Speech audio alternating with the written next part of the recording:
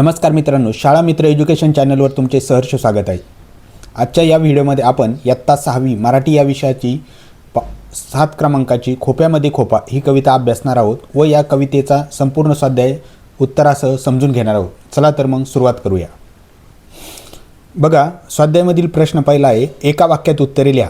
यामधील हा प्रश्न आहे, सुगरण पक्षाने खोपा कोणासाठी बांधला आहे। तर या प्रश्नाचं उत्तर आपण कवितेचा अभ्यास केल्यानंतर अशा पद्धतीने येईल की सुगरण पक्षाने खोपा आपल्या पिलांसाठी बांधलेला आहे। या पद्धतीचे याचं उत्तर आहे। 2 क्रमांकाचा हा प्रश्न आहे, खोपा कुठे बांधलेला आहे किंवा खोपा कुठे टांगलेला आहे। तर सुगरण पक्षाने खोपा झाडाला टांगलेला आहे। उत्तर आहे, सुगरण पक्षाने खोपा झाडाला टांगलेला आहे। त्यानंतर प्रश्न दुसरा, पुढील आकृती पूर्ण करा। बघा, अशा पद्धतीची आकृती आपल्याला परीक्षेला येत असते। तर या आकृतीचा आपल्याला कवितेच्या आधारे समजून घ्यायचं आहे आणि ही आकृती पूर्ण करायची। कवितेत खोप्यासाठी आलेल्या उपमा। तर कवितेत खोप्यासाठी कोणकोणते शब्द वापरलेले आहे किंवा कवितेमध्ये खोप्याला कोणकोणत्या उपमा दिलेल्या आहेत। तर बघा, पहिली उपमा आपण सांगू शकतो की कवितेत कवींनी खोप्याला झोका असे म्हटलेले आहे। त्याच पद्धतीने खोप्यासाठी झुलता बंगला असे देखील म्हटलेले आहे। आणि त्यानंतर तिसरी जी उपमा आहे ती आहे गिलक्यांचा कोसा। अशा पद्धतीच्या 3 उपमा कवितेत कवींनी खोप्याला दिलेल्या आहे। त्यानंतर पुढील प्रश्नाकडे जाऊया आपण। पुढील प्रश्न आहे, खालील ओळीचा भावार्थ तुमच्या शब्दात लिहा। भावार्थ म्हणजे त्या कवितेत लपलेला अर्थ। आता बघा, आपल्याला काही ओळी दिलेल्या आहेत, तर आपण त्या क्रमाक्रमाने समजून घेऊया। तर या ओळीमध्ये कवितेत कवींनी काय म्हटलेलं आहे हा भावार्थ आपल्याला इथे लिहायचा आहे। बघा, आहे यामधील, देखा पिलासाठी तिनं झोका झाडाले टांगला। कवितेच्या ओळी आहे बघा, देखा पिलासाठी तिनं झोका झाडाले टांगला। तर या कवितेचा भावार्थ आहे, सुगरणीने आपल्या पिलासाठी झाडाला झोक्यासारखा सुंदर खोपा बांधलेला आहे। तर अशा पद्धतीने याचं उत्तर येणार आहे। त्यानंतर पुढील प्रश्न आहे बघा, तिचा पिलामध्ये जीव झाडाले टांगला। कवितेच्या ओळी आहे, तिचा पिलामध्ये जीव झाडाले टांगला। तर याचं उत्तर आहे बघा, सुगरणीने आपल्या पिलावर खूप प्रेम आहे। सुगरणीचे आपल्या पिलावर खूप प्रेम आहे। पिलाची काळजी आहे म्हणून तिने त्याच्यासाठी खोपा बांधलेला आहे, परंतु तिचा जीव त्या झाडाला टांगलेला आहे। म्हणजे तिचे पिलं त्या झाडाच्या खोप्याला टांगलेले आहे, म्हणून कवींनी असं म्हटलेलं आहे। त्यानंतर पुढील प्रश्नाकडे जाऊया आपण। पाखराची कारागिरी जरा देख रे माणसा। बघा, कवींनी म्हटलेलं आहे, पाखराची कारागिरी जरा देख रे माणसा। तर याचं उत्तर आहे बघा, पाखराची सुंदर घरटी विणण्याची कला पाहून माणसानेही त्याच्याकडून शिकावे, असं कवींनी माणसाला म्हटलेलं आहे। चला पुढच्या ओळीकडे जाऊया आपण। तुले दिले रे देवाने 2 हात 10 बोटे। तुले दिले रे देवाने 2 हात 10 बोटे। तर याचं उत्तर आहे, देवाने माणसाला 2 हात आणि 10 बोटे दिलेले आहे, त्याचा चांगला उपयोग माणसाने करावा।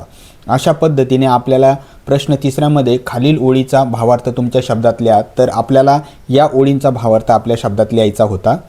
त्यानंतर आपण पुढे जाऊया प्रश्न चौथ्याकडे। प्रश्न चौथा आहे बघा, खालील प्रश्नाची उत्तरे 2 ते 3 वाक्यात लिहा।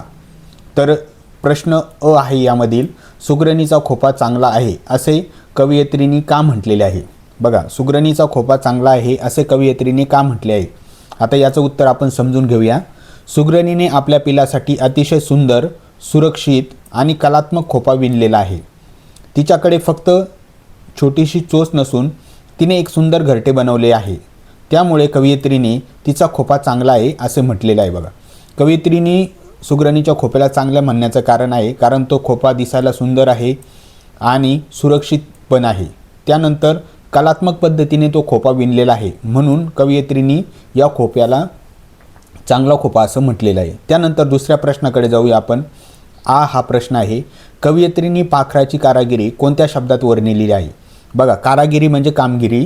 तर कशा पद्धतीने तिने कारागिरी केलेली आहे, कशा कलात्मक पद्धतीने तो खोपा तयार केलेला आहे, तर याचं वर्णन आपल्याला सांगायचं आहे। कवयित्रीने सुगरणीच्या खोप्याची तुलना झुलता बंगला आणि गिलक्यांचा कोसा या शब्दात केलेली आहे। तर आपल्याला हे उत्तर या ठिकाणी लिहायचं आहे। त्यानंतर पुढील प्रश्नाकडे जाऊया आपण। सुगरण पक्षाकडून आपणास काय शिकायला मिळते। तर बघा, सुगरण पक्षाकडून आपल्याला काय शिकायला मिळते, तर याचं उत्तर आहे, सुगरण पक्षाकडून आपल्याला मेहनत, चिकाटी, कल्पकता आणि कौशल्य यांची शिकवण मिळते बघा. तिने आपल्या पिलासाठी सुंदर खोपा विणलेला आहे.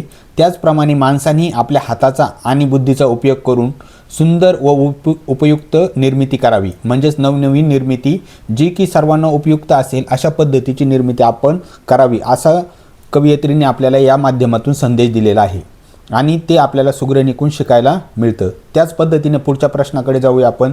सुगरण पक्षाच्या खोप्याची रचना इतर पक्षांच्या घरट्यापेक्षा वेगळी कशी असते? तर याचं उत्तर आहे सुगरणीचा खोपा झाडाला टांगलेला, जाळीदार आणि लटकत्या आकाराचा असतो. तो झुलत्या बंगल्यासारखा आणि गिलक्यांच्या कोसासारखा असतो. इतर पक्ष्यांची घरटी साधारणपणे जमिनीच्या वर किंवा फांद्यावर असतात बघा. विद्यार्थी मित्रांनो, आपण हा खोपा देखील बघितलेला असेल की हा खोपा जाळीदार असतो, लटकता असतो आणि झुलत्या बंगल्यासारखा असतो. हवेचा जसा झोका येतो, हवेची जशी झुळूक येते तसा तो हवेसोबत झोका घेत असतो. त्यानंतर पुढील प्रश्नाकडे आपण जाऊया. खालील शब्दांचा वापर करून वाक्य तयार करा. आपल्याला शब्द दिलेले आहे आणि त्या शब्दांचा आपल्याला वापर करायचा आहे. वापर करून योग्य असे वाक्य तयार करायचे. पहिला शब्द आहे बघा सुगरण. आता आपण यापासून वाक्य तयार करूया.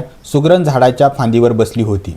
तुम्ही या वाक्याव्यतिरिक्त दुसरं देखील वाक्य तयार करू शकता. तुमच्या मनाने वेगळं देखील वाक्य तुम्हाला करायचं आहे किंवा करता येईल. यामध्ये फक्त आपल्याला सुगरण हा शब्द येणं अपेक्षित आहे. त्यानंतर झोका. झोका या शब्दाचा वापर करून आपल्याला वाक्य तयार करायचं. मुलं झोक्यावर झुलत होती किंवा मुलं झोका खेळत होती. त्यानंतर पुढचा शब्द आहे कारागिरी. तर कारागिरी या शब्दाचा पासून आपण वाक्य तयार करूया.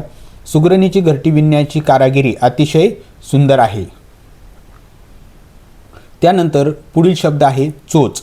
चोच या शब्दापासून आपल्याला नवीन वाक्य तयार करायचे. पक्षी आपल्या चोचीने दाणे टिपतो किंवा पक्षी आपल्या चोचीने दाणे खातो, अशा पद्धतीने आपण वाक्य तयार करू शकतो.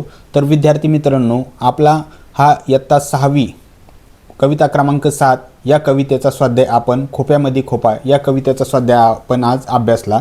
तर पुढील स्वाध्यायासाठी तुम्ही आपल्या चॅनलला सबस्क्राईब करून ठेवा आणि येणाऱ्या व्हिडिओसाठी तयार राहा. व्हिडिओ शेवटपर्यंत बघितल्याबद्दल खूप खूप धन्यवाद.